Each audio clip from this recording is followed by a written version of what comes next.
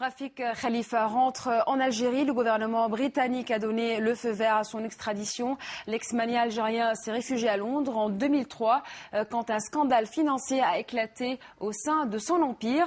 Une décision qui inquiète Khalifa. Il craint être victime de torture dans les prisons algériennes.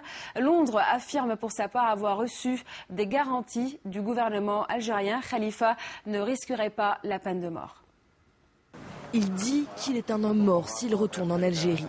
Rafik Khalifa, condamné à la perpétuité par contumace le 22 mars 2007 pour notamment faillite frauduleuse, devrait bientôt être de retour en Algérie.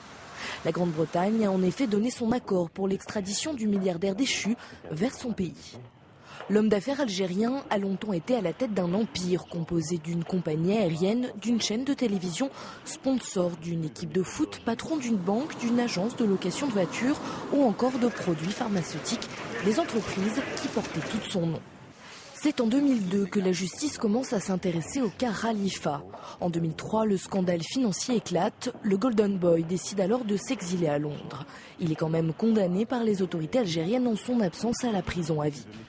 L'année dernière, un juge britannique avait autorisé l'extradition vers son pays de Khalifa, décision qui devait être validée par le gouvernement.